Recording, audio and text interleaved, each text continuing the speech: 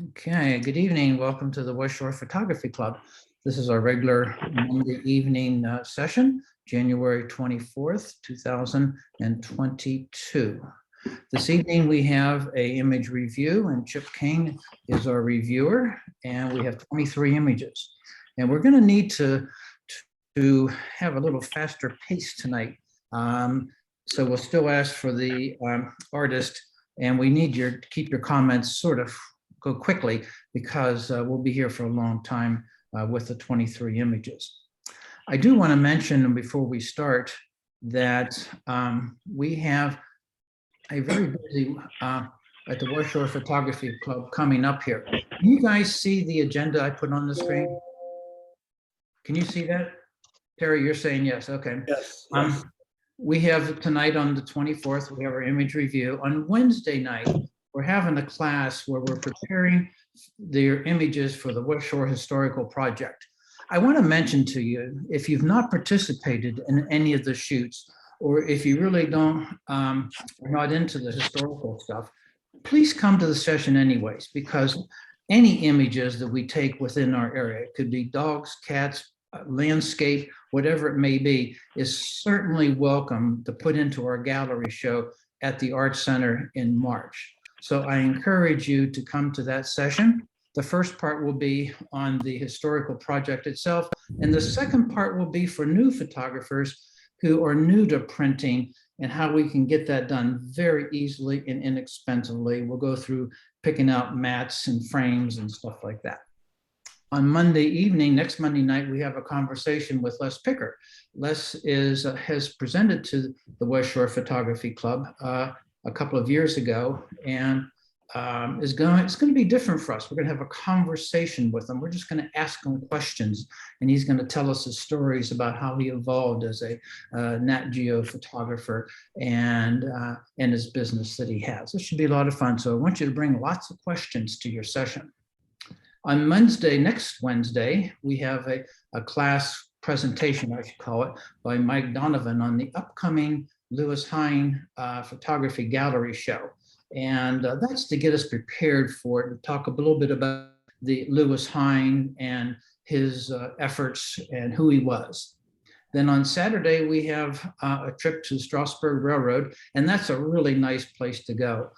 It's guaranteed to be warm if you stay inside, but you can go outside and photograph on their property. But you can also go next door to the commercial Strasburg Railroad, and the trains are running that day. So that should be a good field trip. And then on Sunday that week, we're going to be going to the Suzanne Art Gallery for the Lewis Hine photography show. And then Mike will be leading that along with Dr. McNulty from the Suzanne Arnold Art Gallery. So that's what we have coming up. We have a lot of things going on, which is good. And so let's introduce, if we may, here, Chip Cain for this evening. Chip, are you here? There you are. I can see you. Yep. And you unmute. Can you tell us a little bit about you, Chip, just before we get started? Well, we all know I like photography, just like you guys. I putz with it like everybody else. I do have a website that hasn't been as active as I'd like, called Photographer's House, where I interview photographers. I have some international photographers I've actually interviewed, and I hope before February's done to have 3 coming up. One of those will be local. I won't share a lot more than that yet. I think this photographer is expecting it to be done sooner. But anyway, so I do the interviews. I actually judge at other clubs besides this, and it's one of the things that I enjoy doing, and I actually enjoy doing reviewing more than judging. So tonight will be more fun in that way, because it's hard to see something be almost there and have to score against it, so to speak, where this way I can be more encouraging. Beyond that, I eat, sleep, and drink photos when I can. Okay. It always is. Are you going to turn TV off then, and the light? When you're done with it. Okay. If you are not talking, if you can mute yourself, that would be great. Okay. So Chip, you want to bring up your the slides for tonight? Yes, let's get them up here. And get them up. There we go. Perfect. And get you guys out of the way so you're not hiding half the photo. And can you go up and do view full screen? Oh, I'm sorry. I thought I had. There we go. Perfect. Okay. I guess we should just jump right in. Yep. As Joe mentioned, there's 23 images and there's a lot there to review. There are also, whoops, I just de-shared. Let's get back. Okay, and I'm still full screen, I believe, correct? Yes, you are. You're full screen. Okay, great. Okay, and there's a lot of great images in here as well. So this was fun and challenging at the same time. So our first image, serious art. And we see an image of a green heron, which always strikes me interesting by name because they don't seem that green half the time when I see them. But that is actually what this is. And she looks, I think it's a he, looks serious.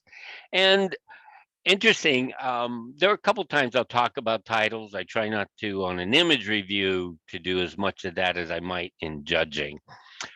But I actually really like the title as much as the image, in that the image is of a bird. He's got that, what we would imply a serious look, even though to birds, they probably don't care, with a very artistic background. It's cropped very well. Structurally, I love where the bird is at, in the sense that he comes up and his beak goes off to the right, gives lots of space. It is very sharp. And I went and enlarged this on my monitor to like 400% at one point, because I was like, the beak initially to me didn't seem as sharp. The more I enlarged it, the sharper it seemed. And I think what was happening is the background. The beak has sort of this bluish tint like the background. And so you didn't see the contrast as well until you started to enlarge it. I love the image. It's very nice. There are a couple things that I still can recommend you'd want to be careful of when you're working on your background. And clearly this one was worked because you give the telltale sign. If you can see my mouse on the lower left side, see how blue that is compared to the rest. If you're going to do something, do it all the way. You just, and it's an easy miss initially, but this is something Joe and I had a couple of emails back and forth that I mentioned.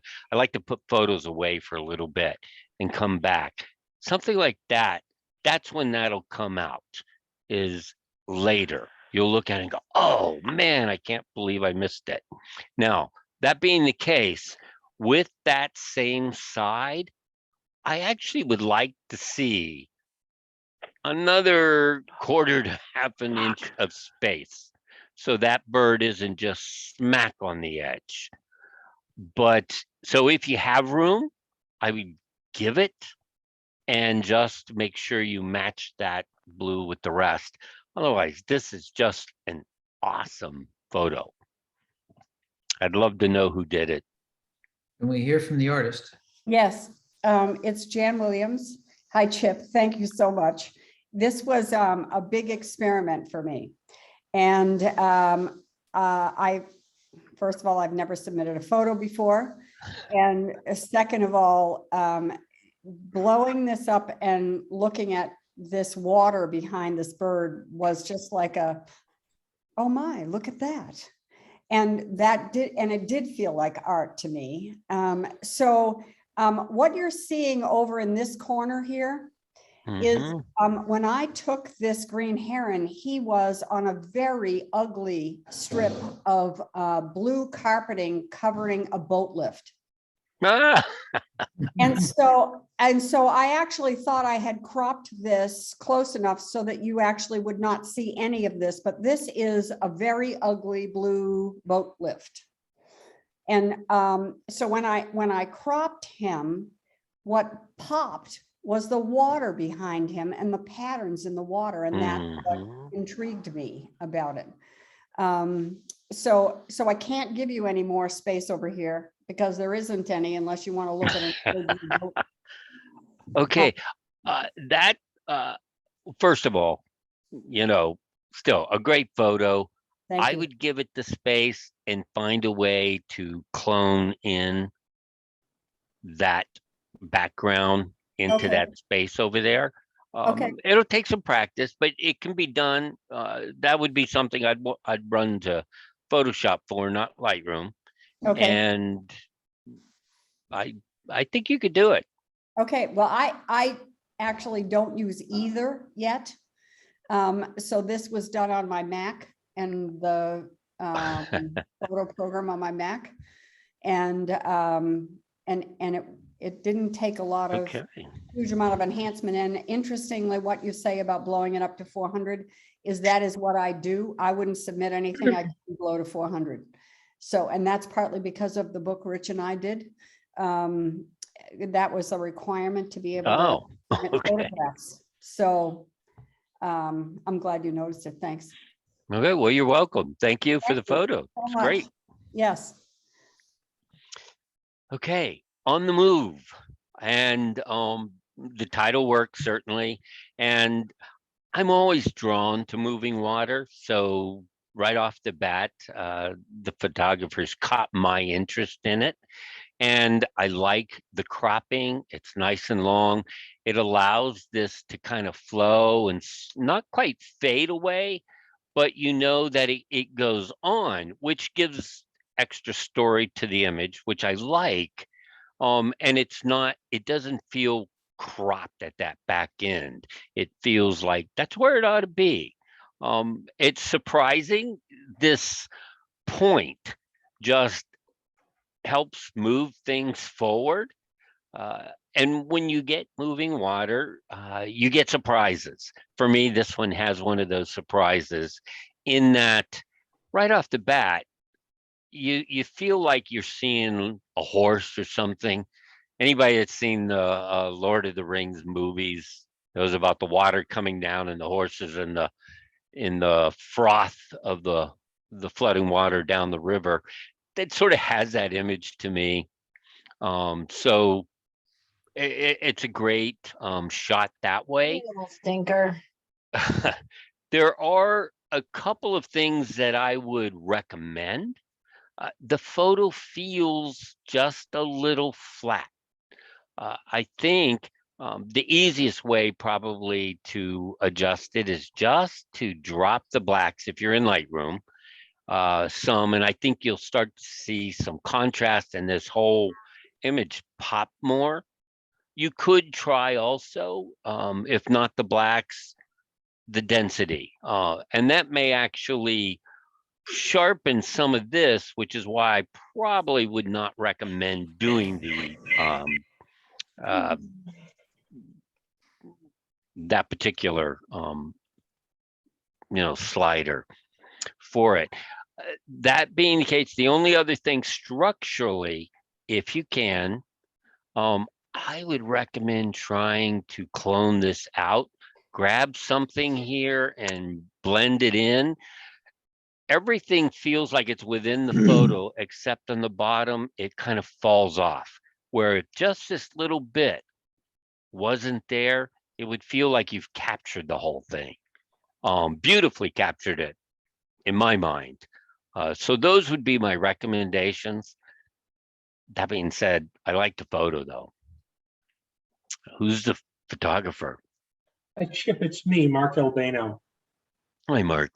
Yeah, thanks a lot for the comments. I was, I'm kind of glad that you saw something, and I took the picture. I like doing pictures of water too, and this was actually shot without any polarizer or ND filter on it, which is where I think the blues came from. I usually shoot with Right. polarizers so I can see through to the bottom. This time I didn't. And the more I looked at it, like you talked about seeing a horse, I could see things in it like a creature moving just under the water, or Mhm. I think it's in Fantasia. There's one scene where the night moves to day as like a cloud coming over, and this is like looking down at over the top of the cloud. So thank you, your comments are very good. Thank you. I Well, you're appreciate it. I welcome. want to try them. Okay, thanks for sharing. Okay, observer in blue. We obviously have a blue heron here with beautiful plumage. And I don't know what time of year this was. When I first saw it, I was like, oh, I didn't know they had that plumage this soon. I'm assuming it was taken, it looks like ice down here, so it's cold. I know further south they get that plumage earlier, but I don't know a lot about blue heron, so maybe they get it sooner. But anyway, that being said, it's a beautiful bird. He's nice and sharp, and this right here just kind of anchors the bottom. Versus if it had been all grass, it would have been like it'd have been floating in air almost. So I'm glad that you kept something to anchor the image with. The hard part is all the grass. He sort of he doesn't exactly blend in, but he doesn't stand out as well as I would like. For me, I would be I would be tempted to try, just because I try everything I can in Lightroom first. Their new option to choose the subject and then do an invert and see if I couldn't darken that background down just some. You don't want to darken too much, but something that would help this heron, this observer, to stand out a little more. His placement's fine. He feels, in one sense, a little high up in the photo, but if you crop the bottom, you lose the base. So for me, I'm not bothered by that too much. I like the rules of thirds, but I'm not married to them. So in that way, and you've given him the space to observe, so that I like as well. The only other thing then, maybe again, if you choose the subject as a second layer, so to speak, or masking layer in Lightroom, drop the blacks just a little, and I think you'll bring out a little more contrast in the bird itself. Those would be my primary recommendations. So I'd be interested to hear who took the picture, where, and what time of year even. Hi, yeah, this is Chris D'Amico here. Thanks for your comments, Chip. I took that picture 2 weekends ago. I was actually walking around in southern Delaware, Lewis, Delaware, looking. It was during the cold spell, so I was really looking for ice and stuff like that. Mm-hmm. Yet I stumbled across this guy on my right, and so I grabbed my camera, took half a dozen shots, and the thing never moved. Never moved. That I thought it was like a decoy or something. So he just stayed there. So I went on my merry way, and I come back about an hour later, and he's still standing. No, But he was moved. I called him moving though. He had moved, but yeah, I was not really in search of wildlife or shot that day, but I happened to stumble across this guy. So. Well, it's nice because they're known to, they tend to fly if you get too near them, or so. I don't know how far away you were, or what kind of lens you had, but so it's nice that he was there for you. So thank you for sharing that. Thank you. One beer too many. This one, I did chuckle just a minute or two. And clearly there's an attempt for intentional camera movement. So ICM, we'll just refer to it as that. And it's good. You've kept the subject in the center, and in some fashion, maybe by hand, just spin the camera or tipped it on the tripod. I'm not sure exactly how you did that. Maybe you can tell us when we get there. Structurally, having that chair in the center is real nice. Having all of this come around, and I don't mind that it changes here, but I would encourage you to try to bring this down into here. It just feels like it gives it a hard stop in here, and versus, you know, just continuing to flow through, I guess is what I'm saying. That would be the one thing. The other thing, and this is going to be harder, this is very hot up here, and it wants to pull your eye to the top of the image, and you really want to be centered more. So I think in this case, I would probably just take a large brush and drop the exposure, and maybe even a tad bit of somebody's. I don't know if we can mute everybody and I can unmute again. Yeah, and let me just mention, if you're not speaking, can you mute yourself? I could mute everybody, but if you could just do it individually, that would be great.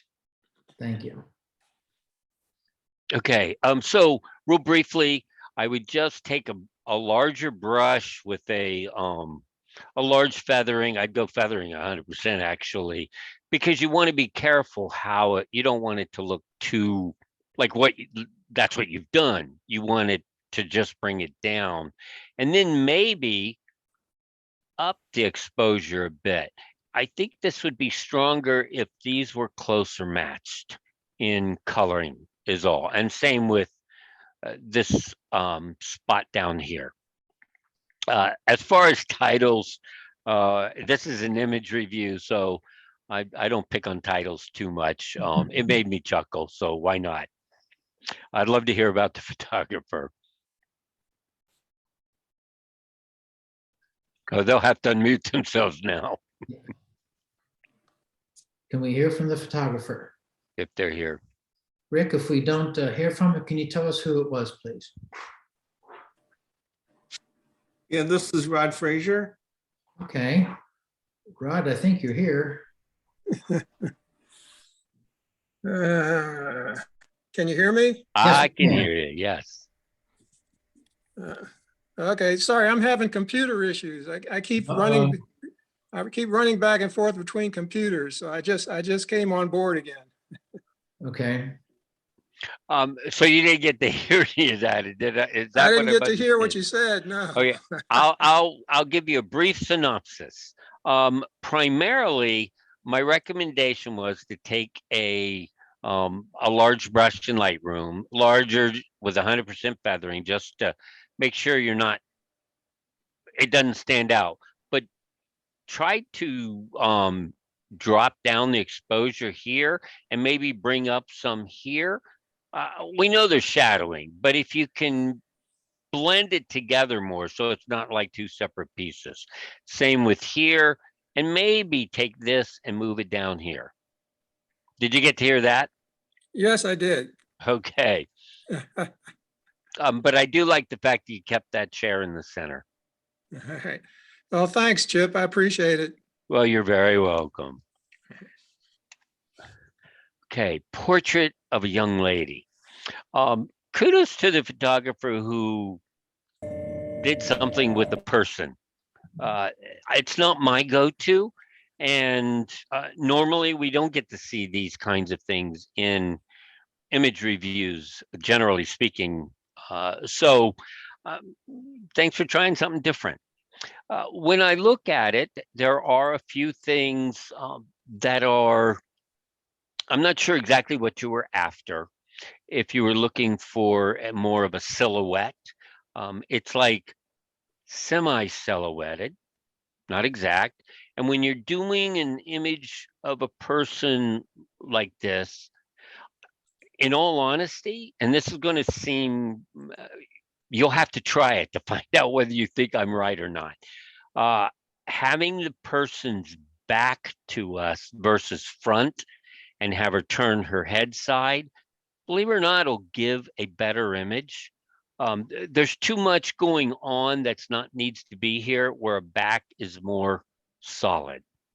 And yet you can turn the head and get that same profile that you were after here.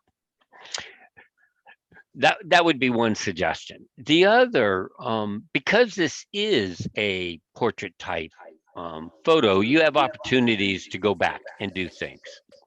Now I'm hearing an echo. Generally means somebody has their mic on. You might turn it off. Chip, here's what I'm going to do is I'm going to mute everybody.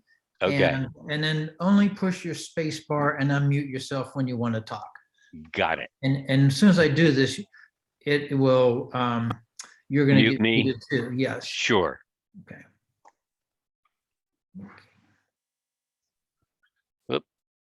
Okay, I'm back. Now I gotta get myself back. There we go.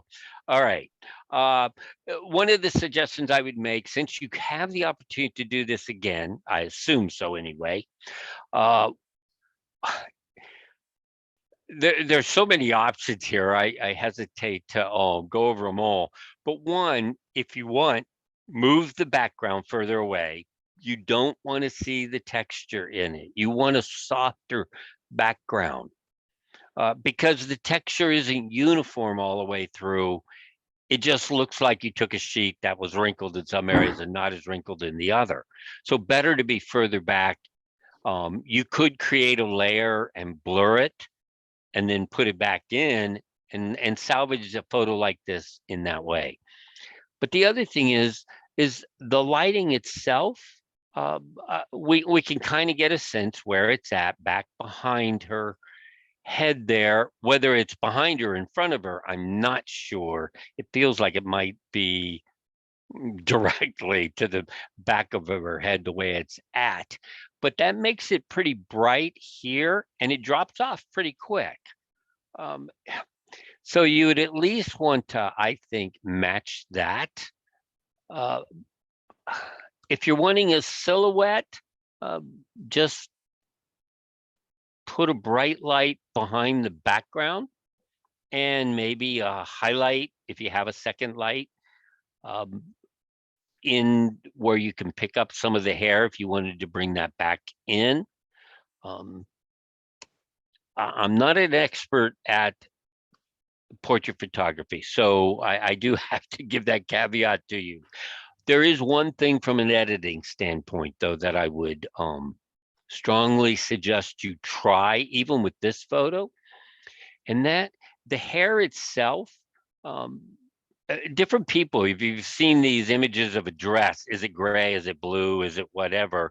So you may not see this the same, but for me, I'm seeing a lot of green in the yellow. And the only way to find that out is try it in Lightroom. Just take that green slider and drop it down, take it out and see if the yellows don't come out better. I actually think they will, because these yellows feel like they're leaning toward the green and it's distracting. Okay, then one other quick thing, because I know we have a lot to go through. Be careful if you're doing a silhouette for things like where my mouse is here. This is probably the eyelash on the far eye, but you want to take it out. Same thing when you're looking around here, there actually is it fuzz from the upper lip? I don't know. If you're taking a picture of a girl, you definitely want it out. And then same in here, some of this is hair sticking out past. You'd be better to take a second picture and just bring the hair back some. I think you would enhance it by gaining more of the profile as well.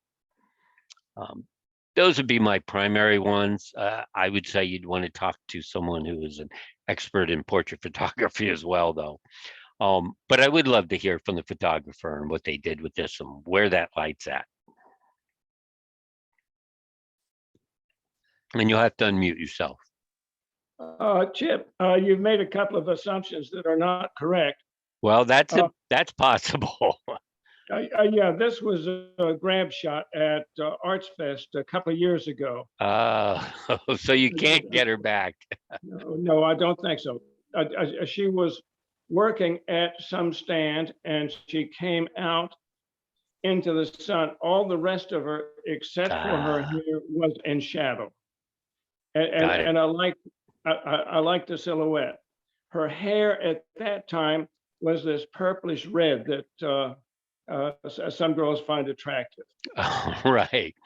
I thought of using this, and the calc show, the color show is that's Carlisle Arts and Learning Center Uh-huh. members annual color show, which is gold. Ah, And so I changed the color of her hair. Okay, but Yep. that background is just the canvas of one of the stands she was at.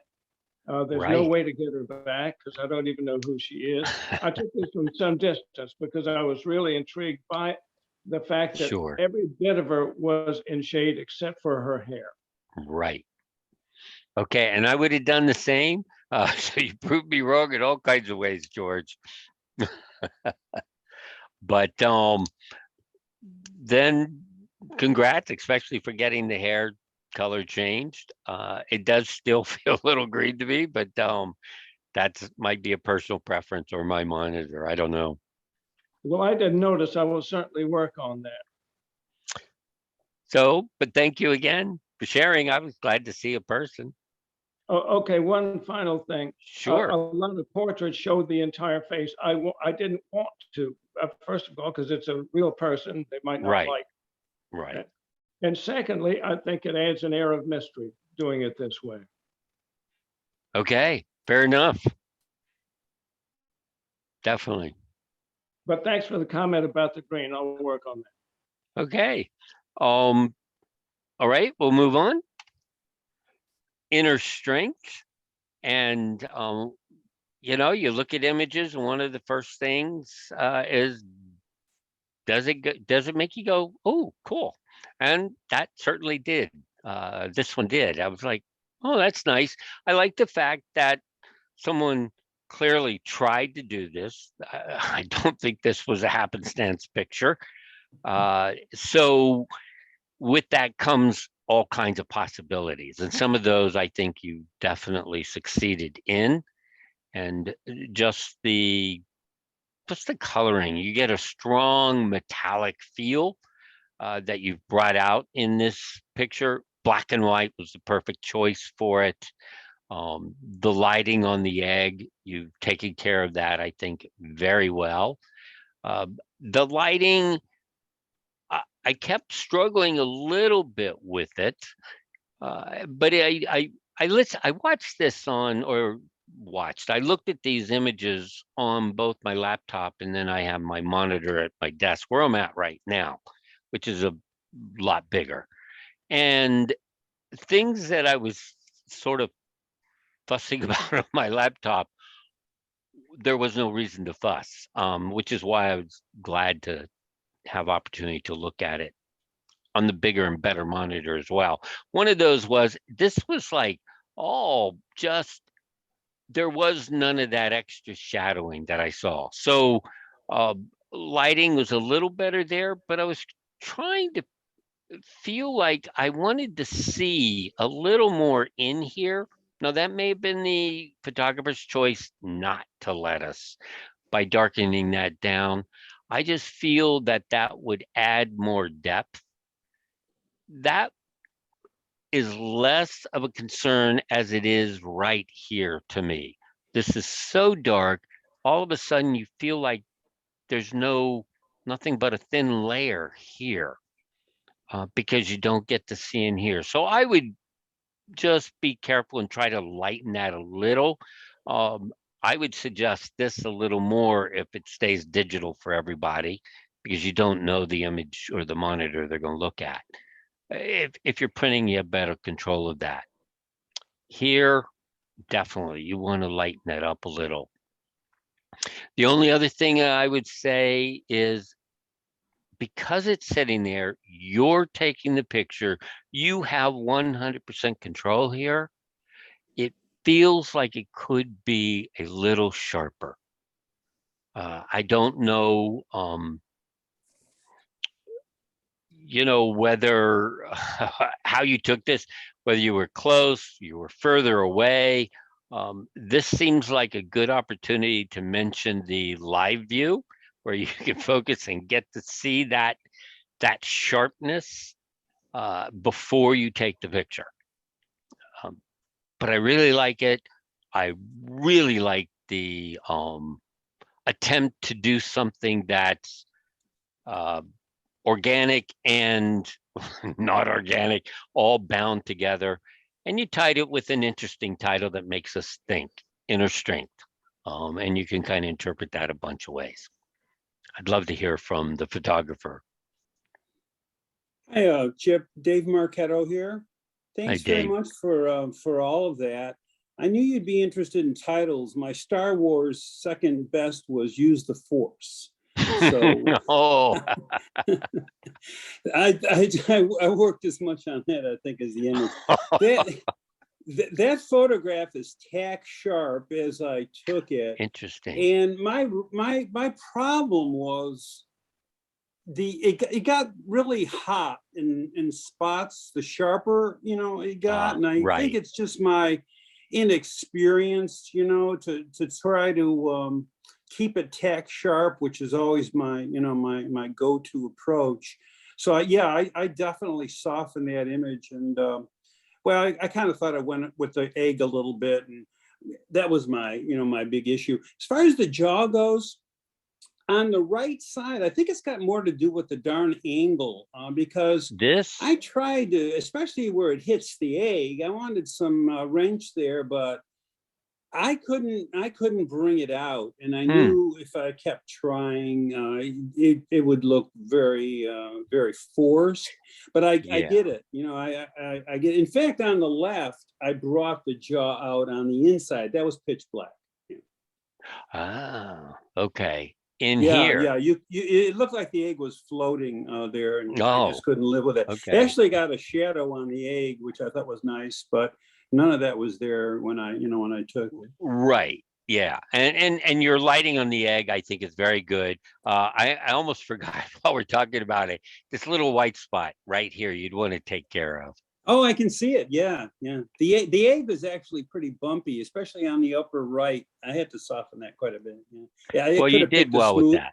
I could have picked a smoother egg. Well, thank you for sharing. You bet. I appreciate the comments, Chip. Thank you. Mm-hmm.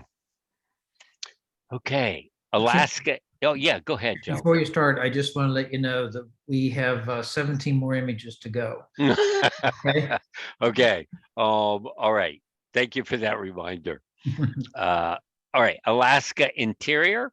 It clearly is a place that I would like to be at, and so kudos for that. When I look at the photo overall, a couple things sort of stand out to me.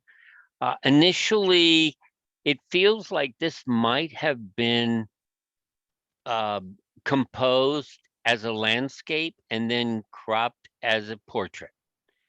Just because of there's a sense like there's more there, and I can't imagine someone standing where the photographer is and not capturing more, and then deciding maybe there'd be a stronger image by cropping it down. That's kind of the feel I get, which if someone sits on a photo long enough, starts to think about that, maybe it'd have been better just leave it as the landscape. I don't know. The other piece that tells me that kind of is it feels like it just got cut off here. Now we all cut off things after, and we realize that later and we go, darn. So maybe it was that. The other thing, and it might be editing of the photo, but it almost feels like a scan of a photograph, of an actual photo, partly because of the coloring, partly because I can't find a lot in the photo that is sharp. I mean, it feels sharper here than anywhere in here. Again, that might just be the choice of focus, which I would recommend you'd want to, well, you can't necessarily go back to this too quickly. You know, see if you can't do, I don't know if you can sharpen something like this down here after the fact. One more thing that feels odd, that something in the editing tells me is amiss. If you see the light along in the background following my mouse, and it goes all the way up into here and extends back in here a little bit, I'll have to wait and hear from the photographer exactly what their thought about what that is. It's, I mean, I'm glad you got there, and I'm sure you have other photos besides this one. Just because I just so want it to work, because it's an awesome place. It kind of reminds me of that movie Into the Wild, where the guy goes across, and when he wants to come back, this place that's all stone and gravel is now a raging river. Anyway, I know we're short on time. The only other thing is you could dehaze to bring this out a little more, give it a little more pop, maybe. I'd love to hear from the photographer. Dick Messner here. I was very fortunate to spend 2 weeks in Alaska, 1 week interior, that would and be 1 week fortunate. chasing the bears. It rained almost every day, and at that time, the sun never truly went out and it got dark out. So it's hard to tell what time of day. I can't remember what time of day I took this shot. It could have been 10 o'clock at night. It could, but what I think you're seeing there in the light colored in the valley is actually misty fog. I kept asking myself that, right? Yeah. Okay. The braided river in the front just fascinated me. There's hundreds of yards wide of just gravel and the river running through. And then the mountains being made out of rock, granite, and just no trees up on the mountains. The trees are down in the valleys. And the picture was taken as a portrait, not as a landscape. Oh, okay. Because I just wanted to catch the braided river all the way to the mountain peak. And I probably focused on the mountain peak rather than focusing on that tree right in the middle on the other side of the creek. And I believe it was shot at f5.6 to try to keep the ISO down. And maybe a little more depth of field would have helped. Thank you, Chip, for everything. Well, thank you. Thank you for sharing. Okay, a lot of buzz about this yellow jacket. It feels like there's a private joke in there, or if this was one of your trips as a club, maybe this jacket got a lot of buzz. I don't know. It made me chuckle a little bit.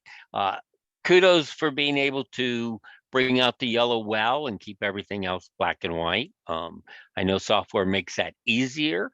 The yellow is not as bad as red to keep the texture there, but it still can be difficult, and certainly there's lots of texture there. So I would say kudos to that. Structurally, I think it works. This keeps our eye down in. The white keeps it more in the center. The yellow, you know, they fight each other, but not in an adverse way for me.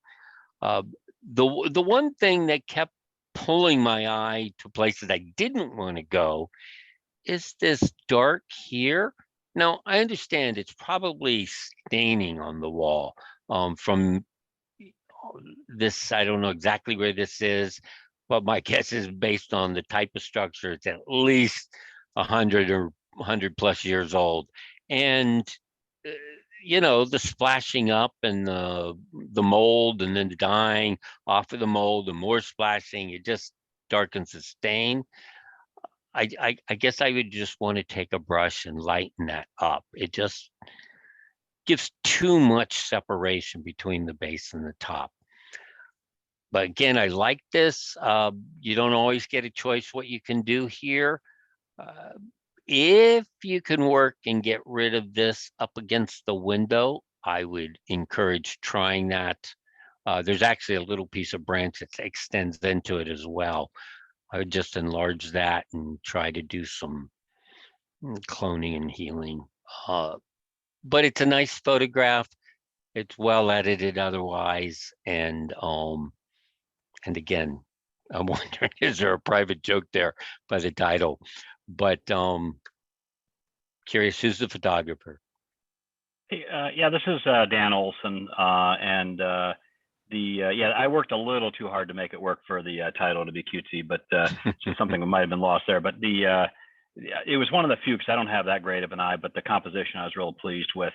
The way it was framed. The subject, maybe I could have picked a little more attractive of a subject, but the color, I had actually pulled the color down, of course, as you noticed, but actually the yellow is the same yellow. It was just as bold and obnoxious in this picture as it was in real life. And the other thing was just on the distractions. I mean, because this was at the Hope, or Peace Church rather. And so there was a lot of us, a small amount of room. And so it was one of those rare chances where you didn't have folks kind of going in and out or whatever. So anyway, but that's all. I appreciate the discussion. All right, one other quick item. This here, I probably would recommend taking out. The candle is what my guess that is. Yes.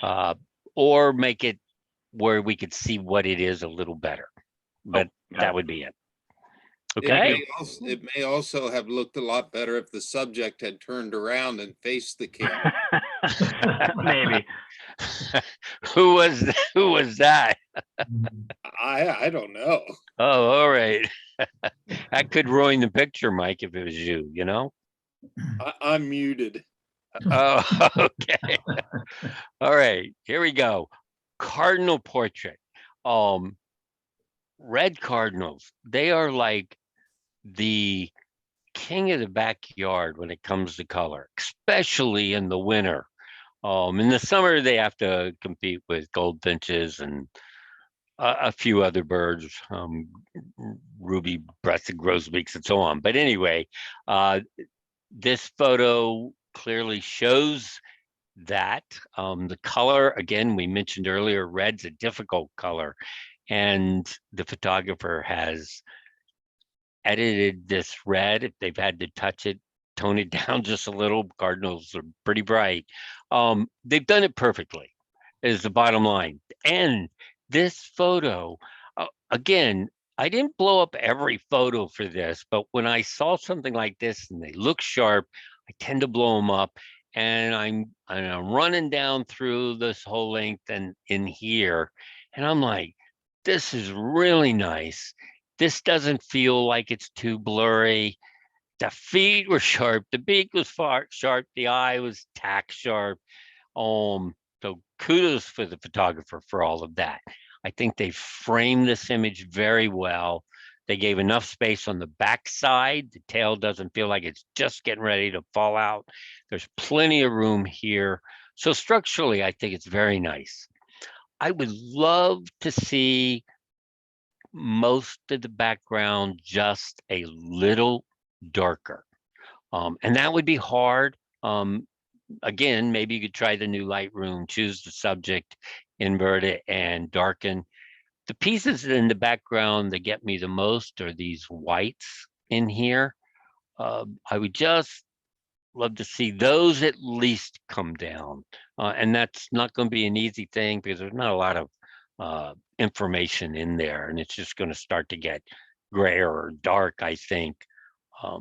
Maybe some cloning some stuff in to give it texture might make the difference. Anyway, I love the photo. I think it's a great photo. I'd love to hear who took that picture. That's mine, Chip. Thanks for your comments. Very nice. This was kind of an experiment, whether to use image stabilization or not when I was using a window mount with a gimbal head on my truck. So I was sitting in the comfort of my truck in a nice, warm, toasty environment, taking a very cold shot. Yeah, this was at 840 millimeter, about 100% crop. and at 1/500th of a second with no image stabilization. Wow. So I was nailing them, and I said, well, this one here I'll enter in the review and see how he likes this one. Well, you nailed it. Both in sharpness and in structure. Just a beautiful image. Thank you for your comments. Mm-hmm. All right, Gettysburg Battlefield, Vermont Monument.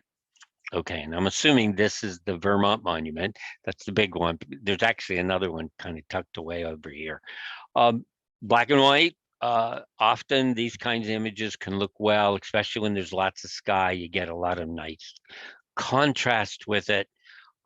This particular photo, it's structurally balanced. You've got a nice piece here and here, and yet I struggled with, in a sense, especially if the title wasn't there, what was your subject? Now, maybe it was the whole picture, and sometimes that can work. I'm not an expert in infrared type photography, but this almost felt like it was initially infrared and then converted over, maybe left infrared and just edited in certain ways. Photographer can tell me whether that's the case or not. But I felt like I wanted to see something versus all things. Now, I'll be quick to say that might be just the viewer, because the image isn't offensive in any way. There are things I'd like to see maybe different, but making this the subject by title, it's hard to make a subject that's way up here and when you've got all this space. So you might want to, going back to this place isn't going to help you a lot, I don't think, to redo it, because I think you've done as good as you can do. That being said, there's also this guy, I think he must be walking a dog or something. If you blow that up, it looks like a guy in a spacesuit, but that's just because of the distance. But it made me chuckle a little bit. And to bring this guy away from the trees, you'd have to move this way. And the more you do that, the more you move those that way. So we've probably stood at the best spot possible. My suggestion would be put this in color and maybe it would add more depth and interest. It's not a bad photo. I just doesn't take me there. But I would like to hear from the photographer and what they've done with it. Hi, Chip. This is me, Dimitri Ganas. Hey, Dimitri. How are you? I'm doing fine. And this is a photo of the monument because it's so tall. It's very difficult to photograph that monument by itself. So the man with the dog down there just gives scale how big it is. Because otherwise you cannot get it. That's why I left him in there. Otherwise I could get rid of him. Mm-hmm. I also wanted to turn it the other way around, but I could not do that because, this is an actual location, historic place. You cannot change, the direction. So it would look towards the right. What I want to do here is because when you shoot this, especially in black and white, the figure up there, the statue of the man, is very dark. So when you have blue sky, the sky and the man disappear. Yep. You don't see it. So point. When the clouds came that were moving from the right to the left, I waited there and made sure that the man was in the clouds so I can see the contrast. So here I have a picture of the monument, Vermont monument, that I cannot get it otherwise. If somebody can get a better picture of that thing that's 100 feet high, I would like to see it, but it's very difficult to photograph these things. And I was far away with a telephoto lens to compress and bring everything together. Of course, the tree on the right is just part, to introduce it into the photo, the fence everything just there screams Gettysburg. So if I don't put Gettysburg or Vermont Monument is just to identify the location, exact location on the battlefield. But if I don't put Gettysburg, then it loses all its meaning. Okay, you're right. And I appreciate you sharing that. It's always interesting to hear. And as soon as I heard who it was, I knew there had to be strong purpose for what you do, because I've seen so many of your photographs and they are not haphazard. And you just confirmed that and how you've described And everything about why you did that. And this is black and white, it's not infrared. It was Okay, color, all right. And I converted to black and white. It's not infrared by any. Okay, I wondered just because some of the green seemed white, but okay. So thank you for sharing that. And I do think you've done as good as you can at that spot. It's a difficult one, as you just described. Yep. Okay. See if we can keep moving here. At ease. I love the photo. I love the brightness in a sense to it, the brass reflections. I love the fact that the clarinets are a little askew, both of each other, and these trombones. And then there's this other angle with the saxophone. Obviously, it's like a very musical piece, but these saxophones being askew give me this sense of jazz feel that goes with this picture. I love the lines, the stripes follow the trombones up and down. There's various splashes of white at the top and at the bottom with the shoes. Structurally, this is just a very nice photo. There is not a lot you could do to improve it. There are, but I always have a couple suggestions. And some of it, maybe it's not in the photo. I would love to have seen the rest of this trombone at the bottom. That I would like to have seen this white and this area here just brought down in brightness, so we don't get taken out. That's showing there's space beyond there, and you want to just keep it in the center, tight in.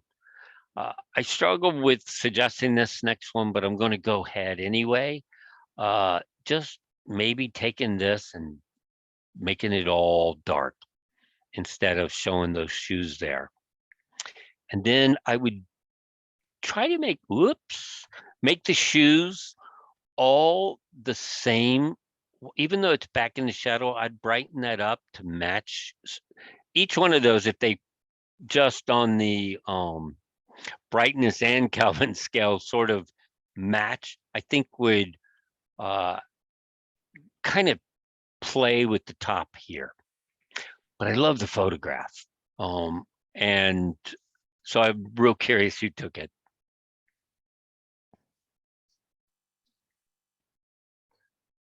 We hear from the artist. Sorry, one must remember to unmute. This is Mary Eileen Carson. That's mine. Thank you for the comments. I kind of like the suggestions there, and I want to try to work those in. This was from the Harrisburg holiday parade.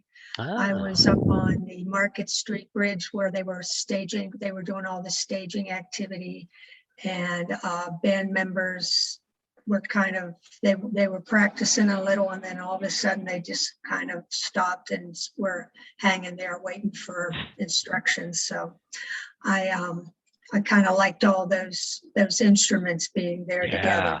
Definitely. Very nice. Yeah, thank you. Thank you for the comments, and I will work on that. Thanks. All right. Okay. Portrait of an Amaryllis.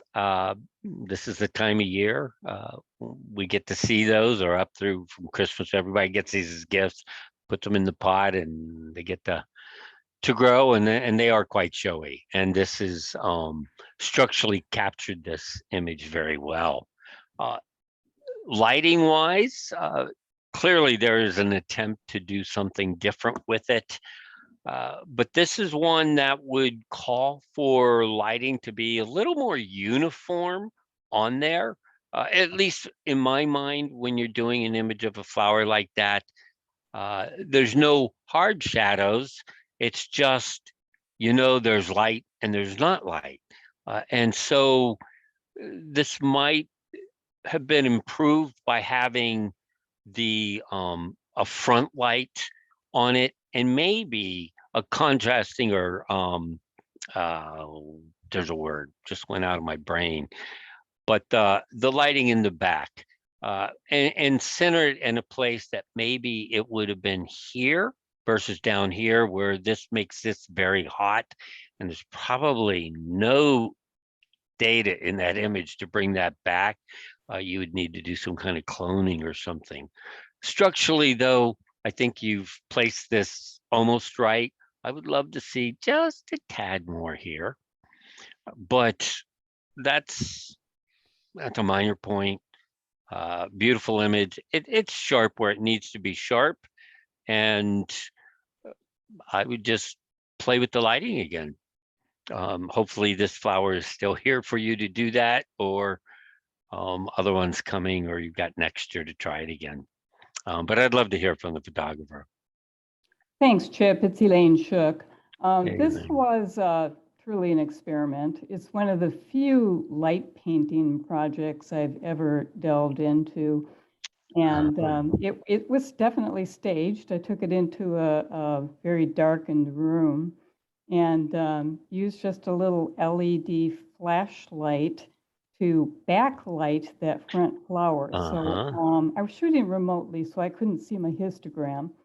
And I was pointing the light up from the bottom right-hand corner behind the flower. So I couldn't really see what it looked like from the front because of where I was positioned. And I just took a lot of shots with the flashlight at different angles and different positions, and came up with a few that I thought were okay.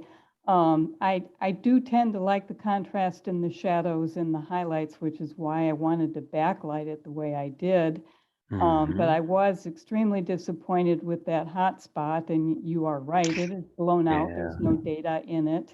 But then I know that I tend to become very obsessed with technical accuracy. So the more I looked at it, the more I questioned whether or not that truly was devastating, or was I letting my technicality get in the way of my artistic vision. I don't know. It is blatant to me. And I think I just need a little more practice in light painting. Yeah. Oh, I mean, yeah, certainly you can go back, but this one, I mean, you probably could grab some of this data and drag it in, clone it in or something like that if you wanted to really salvage this one, but I don't know. I see so many of your flower pictures that make my jaw drop, so I understand you must be very exact. But anyway, I like the structure. I do think lighting, well, I can't wait to see your next one. Let's leave it at that. Thank you, Chip. You bet. Thank you. Snow time. Okay, and here's the one I'm going to use as an example for several that we've talked about that I didn't mention something on, and that's this frame. This is an image review, so I don't want to make too big a deal about it. I will strongly say, though, if you're going to submit an image for competition, leave the frames off. Don't frame them. I don't think I'm the only judge that gets frustrated by frames, and I think you just hurt your chances. This one didn't need it. If you're going to print the image, I actually would encourage you not to put it on a black mat. I think this would be enhanced by a white mat, even though the image is lots of white, because you just close it off and you want this open expanse. Okay, enough about frames, because there were others that had them, including the one we just looked at a moment ago, just a little white border. Structurally, the photo is nice. It takes us, we've got this stream, creek, running through into the picture, kind of curves around. So it kind of takes us to one side and brings us back over to the other. And it just has a nice, pleasant feel. It's sort of serene. It's a place that you want to go to before anybody else does, just because you don't want anybody else's footsteps to ruin or mar the place until you get there. Or at least that's how I think. But structurally, it's generally good. I was getting ready to grab a piece of paper to, you guys can't see that. Just crop it here. And the reason for that is because you've got these trees on this side, it's going to feel more balanced there. You could leave this if you want. I'd probably try it. See if I couldn't get rid of this to open up that. That might help it a little. But one or the other needs to be done to finish off. The easier one is the crop, just so you have something that frames it in on that side, just like it's framed in on the right side. The haziness in the background, that's a personal preference, I think. Do you want to leave it there, or do you want to try to take a dehaze brush? And it would be a brush you'd want to use just in those areas to pull down the haze some. I would, but again, I'm not sure it's something that has to be. The piece that has to be in all of this is I'm not finding a clear spot that is sharp. I looked all over. In this area, it felt sharper. So, I'm not sure.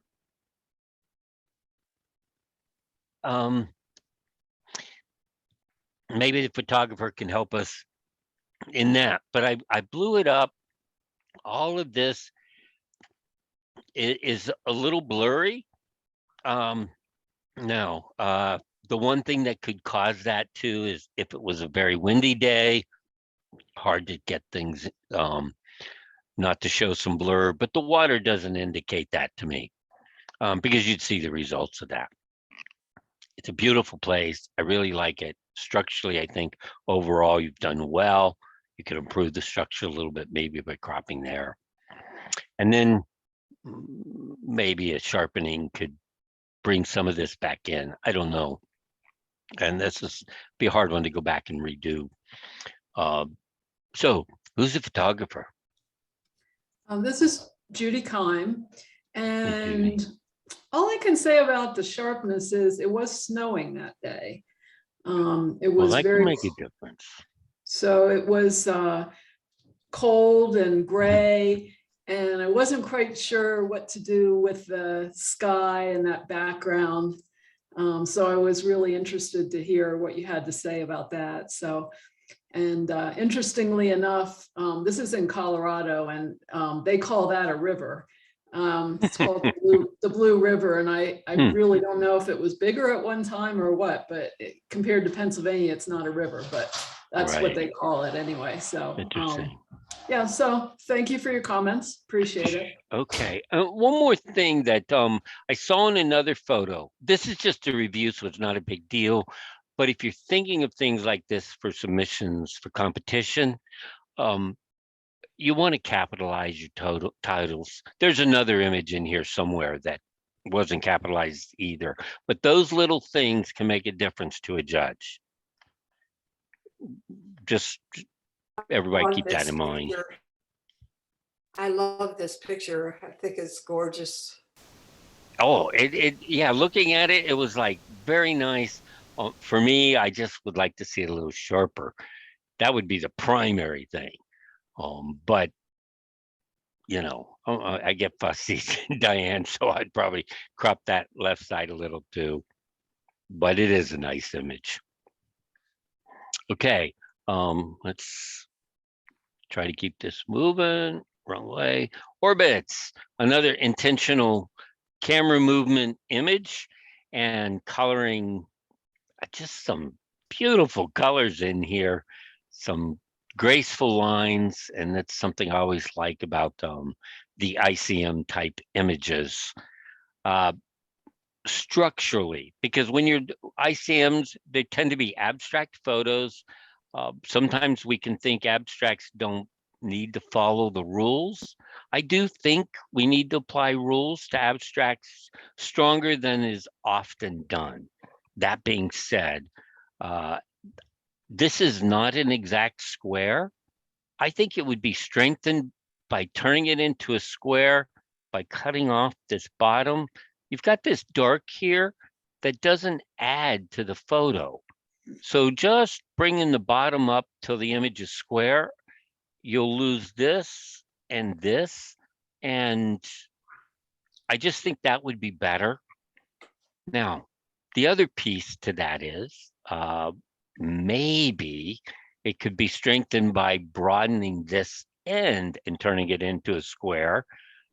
Because when you've got beautiful curved lines and then you chop it off, maybe that wasn't there in the image itself and it extends this way. I don't know. But I would try to salvage always an intentional camera movement when you've got this strong, beautiful curve, to salvage all of it. I have a few intentional camera movements I've done with sunsets, and I love everything about them except the fact that it does this and no one will ever see them but me. It just drives me nuts that I can't bring it back in. But I love the colors. I love that it's not too strong. It's sort of muted. I'd love to hear from the photographer. Chip, that's my photo. I hesitated putting it in because of that left side where it was cut off. And that is exactly where it is cut off. I couldn't make it wider. But I'd never thought of bringing it up from the bottom, which I like a lot. I like that idea. And the picture is actually a bouquet of flowers that I received a while back. You would never know. With bouquet of flowers. Thank you for your help, Chip. Sure. And one thing in Photoshop, that piece that Photoshop, what do they call it? It's out of my brain all the time, but you can build a picture that's not really there. Oh, Sometimes Photoshop will actually fill in something like that for you. So you could play around with it. Thank you. Okay, you're welcome. Reaching for the heavens. So we got a nice image, nice tall image that is wanting to take us in this beautiful triangle up and up and up, we hope.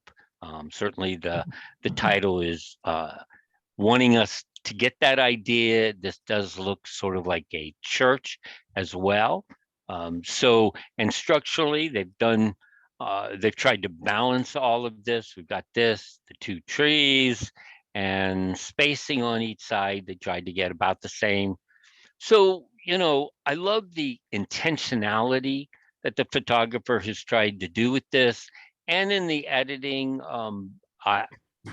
this I assume is something like an HDR type image where they've layered this in. That being said, when you talk about architecture, you always struggle with the piece to get things straight, left to right, and up, so it's not leaning back. Generally, they tend to lean back, and you want to straighten it. This one feels like it's leaning back a little, complicated by the fact that we've got this guy leaning on the left toward the right. And yet this doesn't feel like it's leaning that much. The tree's straight. And I'm like, okay, so they've gotten some, or was it placed there? All of a sudden I started to second guess everything in the picture. So I am really going to be interested in hearing from the photographer. I feel like the sky has been added. I might be wrong there. If not, you caught a perfect sky. If you added it, you added the right sky to me. But if you look at this tree, the space between it doesn't feel like it matches the rest of the, like the sky, like it was, like the tree was placed there, is almost what it feels like, or the sky was put in. Be careful for things that are just sitting there in an image that aren't needed, like this little spot off to the left and the piece on the tree here. I would tone down the HDR piece, but that's a Chip Cain preference. I know people really like this, so I can't beat it up too much for that. The photographer, I think, achieved what he wanted there. So I'd like to hear from the photographer. Okay, it's Marvin Israel. Hey, Marvin. Hi. I'm in an Airbnb in north central Mexico right now. Oh my. And I don't have the greatest Wi-Fi, so occasionally your voice drops out, but so far so good. Anyway, I did not bring a camera with me on this trip on purpose. I just brought my iPhone. So this is an iPhone 11 picture. And I only worked on it on the iPhone with some apps like Snapseed, Lightroom, and Retouch. This is a big tourist center. People are constantly taking selfies in front of this cathedral. It's in San Miguel de Allende. That's where I'm at. It's about 150 miles northwest of Mexico City. It was a fairly dull day. I did not put in that sky. That I enhanced it, with additional contrast and stuff. And the front of the cathedral was really dull, and I had to liven it up. So that's why it kind of looks like HDR, but it was not an HDR picture. It was just one snapshot. So I don't know, when there are a million people in front of it and so on and so forth. I did the best that my limited abilities enabled me to do. Sure. What can I? Okay. Well, I'm glad you're there and getting to see it. We at least get a sense of what it was like. Must be beautiful in person. Yeah, it's impressive. Yeah, I believe it. Well, thank you, and enjoy your trip down there. Thanks. I've been here a month already. Oh man, now I'm just jealous. Yeah. Yeah, no single digit temperature here. No. Okay. Yep. All right. Huga, a quality of coziness and comfortable conviviality that engenders a feeling of contentment, of well-being. Take a deep breath after that. Wow. Okay, but I get the idea. You spelled it out for us quite clear. For those who don't know, it's a Danish word. I actually saw the word about a month ago in a book title that talked about Danish living, about that quality of coziness. I thought that's a long title for a book. But you made it clear for us what you were trying to do with this. It's a staged image. I'm impressed you got all of that sitting there without the snow falling off at the top here. So kudos to that. You must have a light touch.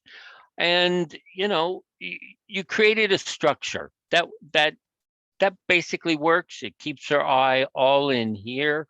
And the primary piece here, we almost lose the candle here. Where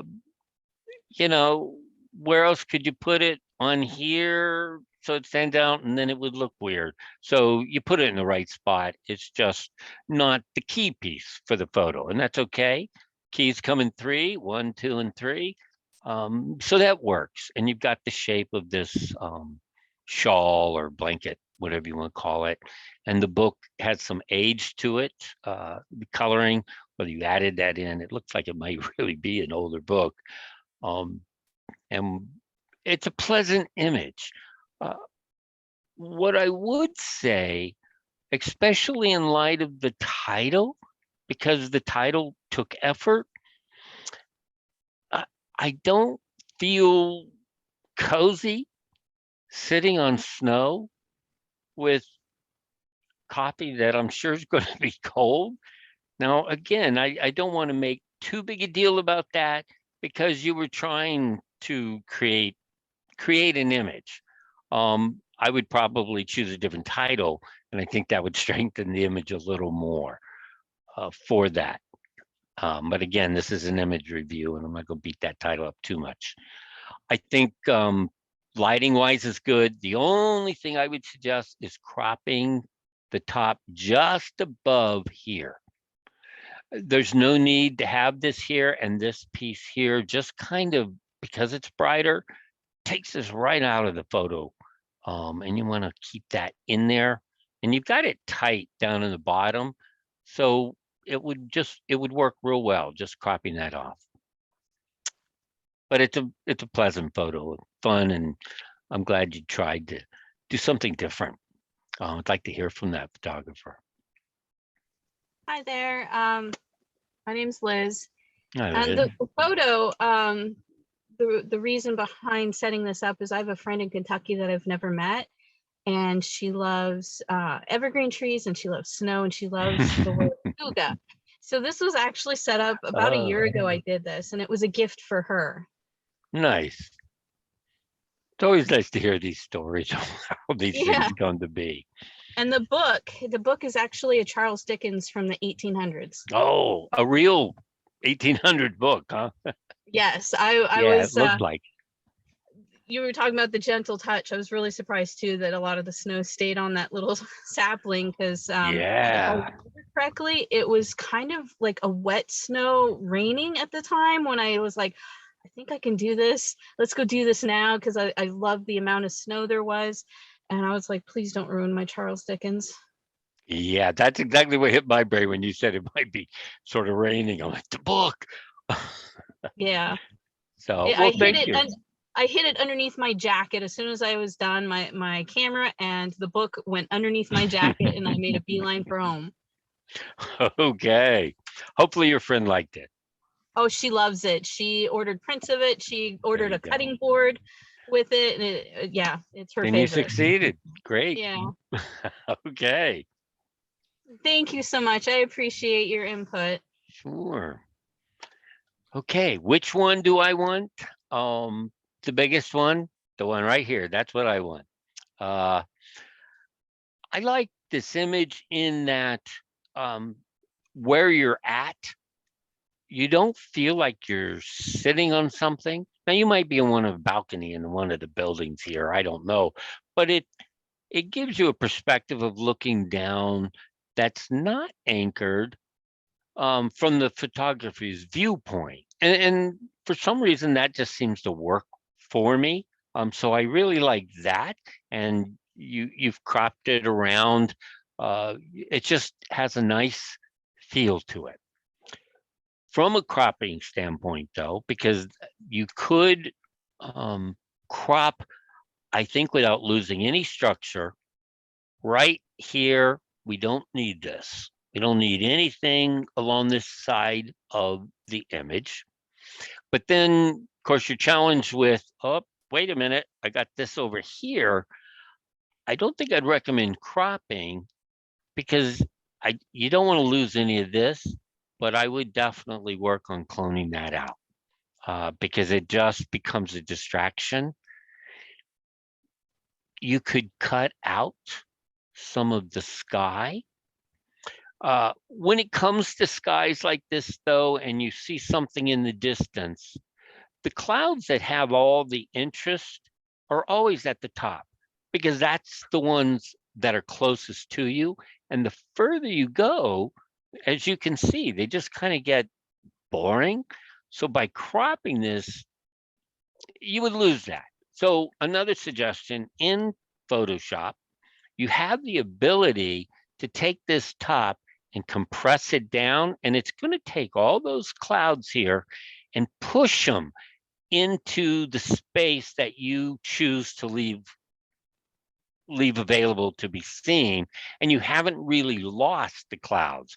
You've just brought them down closer to where you want them, and it's going to add a nice, strong top to that image. The other thing, and I mentioned this before, when you're talking about structures, getting your lines straight.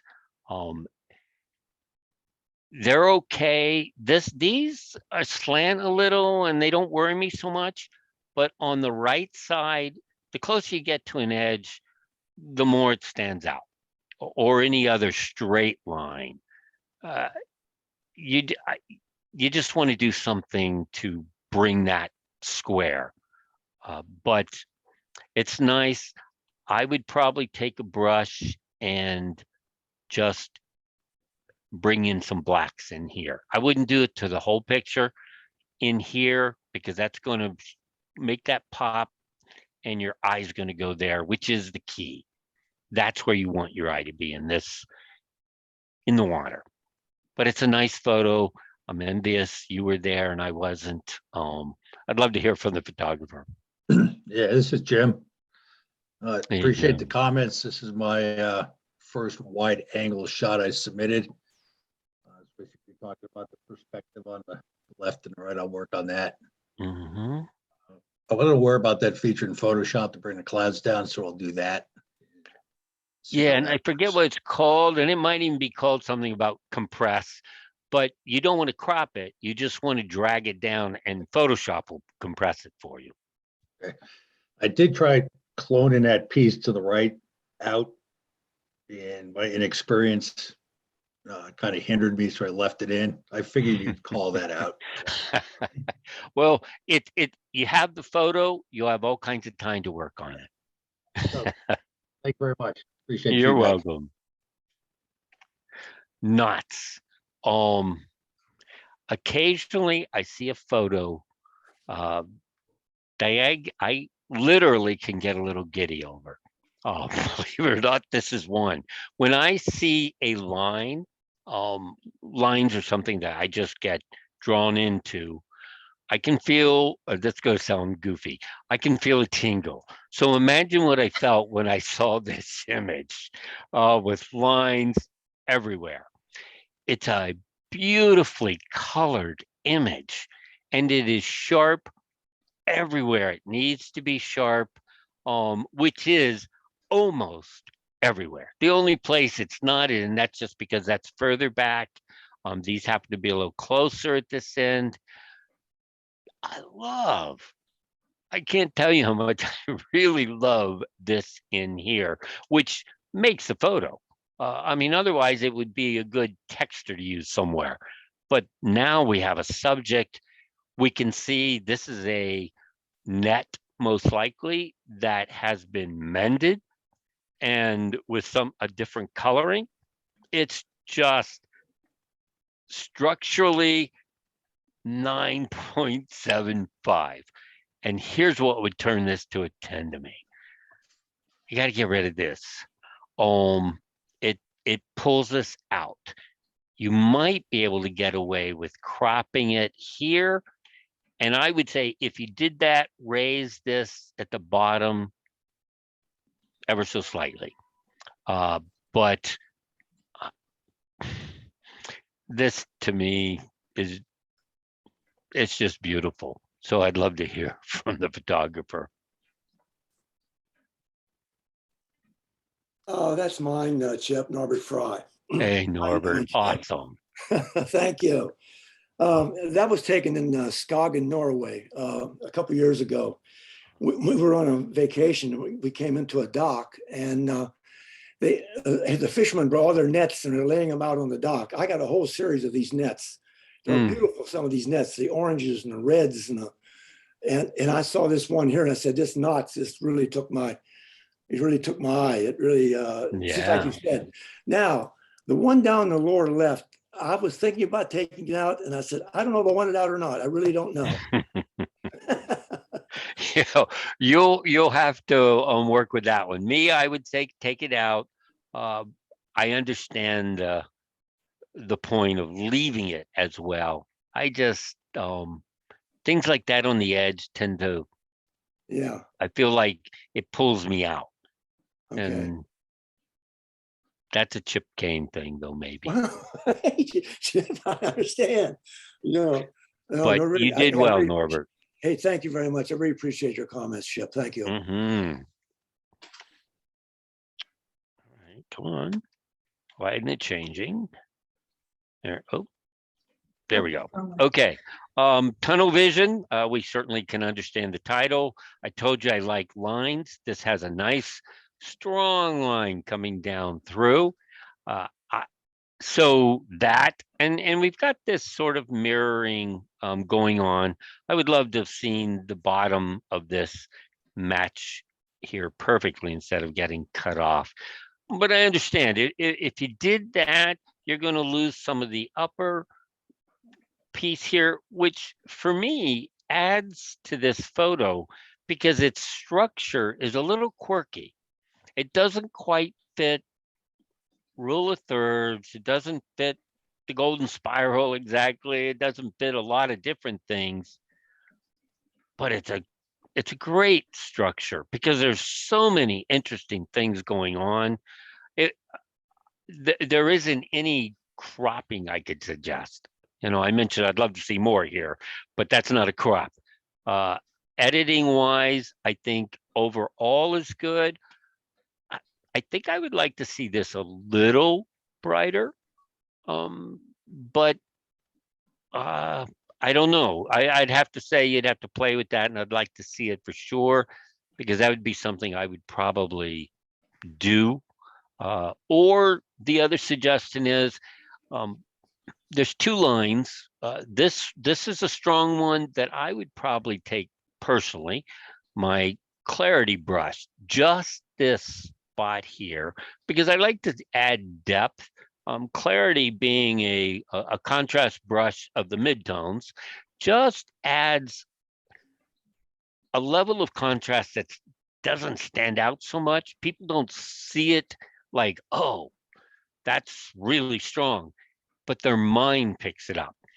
That I would do the exact same thing on the end, and this is going to sound weird, but I would recommend the photographer try it.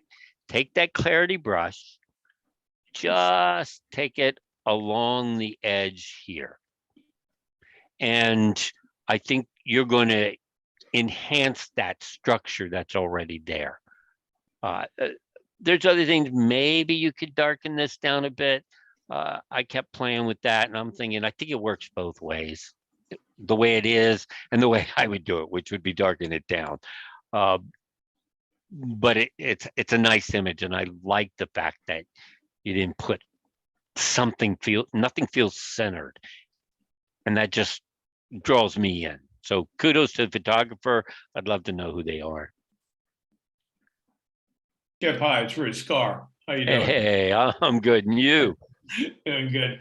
Yeah, thanks for your comment about the bottoms of the semicircle. I put this, I sent this to you in order to get comments on that. The reason why it's that way is because I'm now an old man who could not climb any further down on the rock to get that in or get my tripod lower. And then I started justifying and saying it suggests maybe a little bit of infinity and run off. So I kind of had to accept that. But the idea of putting the focus brush on that is really interesting. I would not have thought about that. So thanks for your comments. Well, you're welcome. Thank you for the photo. I liked it. Okay, Simple Life on, and I never know how to pronounce this. I'd say Pharaoh. And until recently, like yesterday, I started looking at these photos in depth. I thought they were part of Scotland. They're actually part of Denmark, I think it is. But anyway, that being said, you see this and it's one of those images you go, I want to go there. It looks so peaceful. I just want to get away from it all. And this is one of those kinds of places. Lots of color, and it's like, this is one I wanted to dig into, so I blew it up a little bit. I didn't realize till I had, there's like growth on the roof, grass or something like that in here. And that just was like, this kind of grass was up there. I was like, very cool. And structurally, you know, just having this flow down here, we've got the matching triangle, if you will, here versus this one. And we've got this image here mirrored by the clouds up top. So you've got two different kinds of structures that have been mirrored. And that makes us structurally a very strong photo to me and very pleasing. In the photo, and this is going to be a personal preference thing, so I want to be very careful on how I review this part of it. When I look at this, I see, now the photographer can tell me I'm all wrong. George certainly clarified some issues what I assumed on his image. This feels like the Orton effect has been used on it, in that there is this glow that doesn't come naturally to a place when we take a photograph, but is very popular, which is why I want to be careful. I'm not as big a fan of the Orton glow, but I understand its attraction for a lot of people. So I'm not saying don't use it. But I personally, if you use it, I would tone it down just a little. The other piece that I'm going to ask about, when I'm going across here, and this will be the same reason I'm not a fan of Orton effect, I like light that makes sense. And I'm seeing these deeper valley areas lightened when the rest isn't. I think the choice to lighten was good, but I think I would have, maybe not as much as that, but I think I would have brought a little more in here as well, so it doesn't feel like sun crept in there where there's no way it could have. That's how I feel when I see that piece. So you always want to be careful where you put your light as well. But again, beautifully structured. Would love to be there. I'm glad somebody was able to get there so we could see the image. I'd love to hear who this photographer is. Hi, this is Joe Farrow and the Faroe Islands. Faroe, that's how they pronounce it. Is that right? Okay. Yeah, and it's related to Danish quite a bit. It's very untourist friendly. They really don't like tourists at all, and they try to keep them out. But yes, this is the Orton effect on this image, and there were a lot of God rays, sunspots in there, and I did lighten some of those things that you're mentioning, but there was light there, so I didn't really. I don't like that idea of recreating the light. There is none, but it was there. So thank you for your comments, and that's where it is, Faroe Islands. Okay, very nice. I'm glad you got in there anyway. All right, let's see here. We're getting there. Gentle breeze. Another image when you look at, you go, very nice. I'm always drawn to photographs where the photographer has taken this to a level of, and I know it's like, what's art in photography? This one is art to me. I don't know if there's a solid definition. It's like, when you see it, that's what this is. It's beautiful colors. They're muted. There's texture added in, but not obtrusively. You've got all in here, that makes it feel like it belongs there, as if there's more in the background like this. And maybe indeed there is, but this texturing in here just anchors it. The darkness in the back there gives there a bottom, and it just flows up and gets brighter and brighter, and just, there's no end. And the structure is just this, without being blurry, it's soft, and it's just a beautiful image. Cropped. This one, I don't have anything I could suggest. I think this photographer achieved exactly what they were after, and I like it. I'd like to know who that is. This is Sherry. It's mine. Hey, Sherry. And I took the picture up by East Broad Top Railroad out in the No. field. And the background was really busy and it had like lines going through it. And then I took that out and tried to add some softening to it so it wouldn't be so busy and your eye would go to Right. to the plant. So that's about, and then I just added some texture to it also, just a little bit on the Yeah. bottom. I Right. didn't want to add too much because then it would take your eye away from the main part that I wanted to point Very to. nice. Very nice. I think you achieved everything you wanted, and I just think it's a great image. Thank you. Mm-hmm. Okay. Photo elasticity. And very interesting structure. I like the fact, again, that the photographer has just tried to do something different. I did not know there actually is such a word. It's not what I thought at all. I think of the word elasticity, and I'm thinking, wait a minute, this photographer didn't convince me of that. I'm going to let you look up the word because there's a whole bunch of words attached to it that are bigger than I can remember. But it basically is a process to determine stresses within items. And that's where all of this comes in. So great. It gave us an interesting photo to look at. For those who don't know, or like me, had to go, wow, how'd they do that? I still wonder how you did it, other than I know there's some cross polarization efforts going on here. Structurally, great job picking a square, and especially considering how you place the utensils. I like the fact that one of them is on its side. They're not all laying flat, and you've got pieces here, and you've taken what my guess is like when you buy a tower of CDs or DVDs. At the very top, there's this clear piece, and that provides some different type of structure. So I think that's great.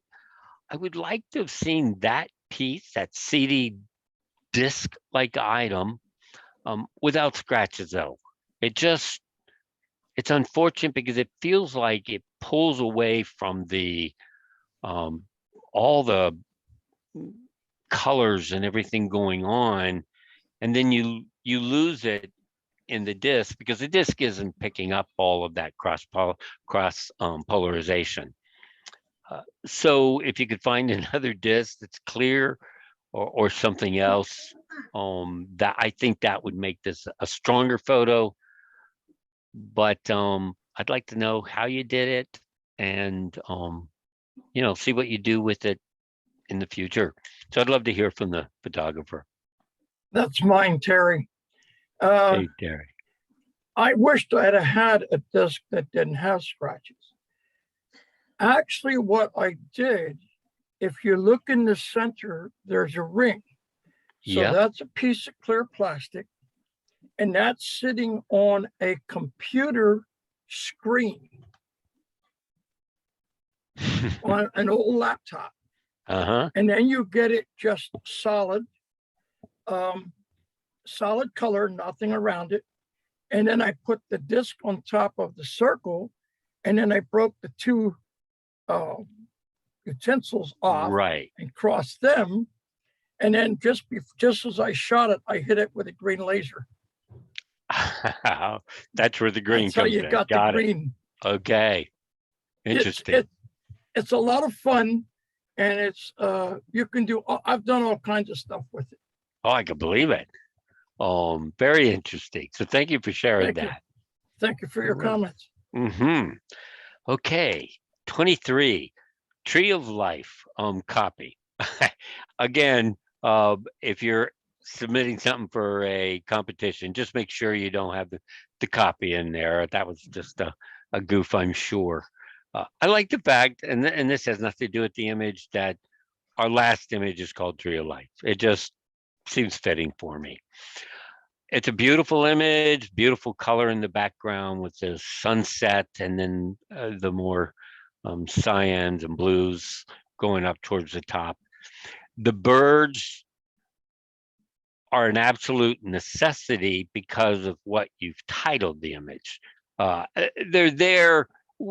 If it wasn't there and you had a different title, it'd be a nice image, but the birds make it all the more so, regardless of what title you choose. So I'm glad that they're there. That was either fortuitous or I'm glad you waited until they got to where they were to take the picture, because they're in the right spot as well in that. And, you know, there's just some nice structured trees can always be very interesting and looking, especially when you don't, you see the bones because there's no leaves, and that always adds intrigue. I like the repetitive here, and I'm curious whether the photographer was aware that the power line landed here at the right height. They could have been up too high and been distracting, but where it's at, you really don't notice until you're someone like me who's being asked to review an image and you're looking at every little piece on it. So, you know, I'm glad that it's where it's at, because it's just almost not there. And again, I don't think you could do a lot editing wise with this photo. I think you've cropped it right. I do think the sky needs that height above the tree because it is reaching up, and it would feel squished if you cropped it any lower. And so again, kudos or congratulations, photographer, for being there and capturing it so we can see it, because I think you've done a nice job in editing. I like the fact that it's dark. Some people might want to see more detail. I don't. So I'd like to hear who took this picture. This is Diane. This is mine. Hey, Diane. This tree I've photographed in, you know, all kinds of situations. It's just a favorite tree. I had a trouble with the title, but anyone who's done ancestry work, once you get all your branches of your family, and this is what it looks like. Yep. Very nice. And the birds, were they there? You didn't add them? Yeah, no. Great, great. Very nice. Just a pleasant color. Thank you. Thank you. There were a lot of images here. I don't know what time we have, but does anybody have questions or want to say something? It's 10 minutes till 9. So wow. But you know, we could not have gone any faster, Chip, because every image you brought out really salient points, very educational. I think that it was an absolutely great review. And that's why we had 46 people attending and we got 23 images, because they knew you were coming. And so it was just great. We thank you very much. Good. Why don't, if everybody would like to unmute themselves for a second, and then what we'll do is we'll give a big round of applause to thank Chip for his work tonight. It was very good. Thank you. Thanks, Thank Chip. you. Thank Well, thank you. I'm humbled All that the you pictures share were them really with me. It was excellent. Thank you. Really thoughtful review. Yeah. Good. Yes, thanks so much. Thanks, Chip. You're welcome. We will stop recording now, and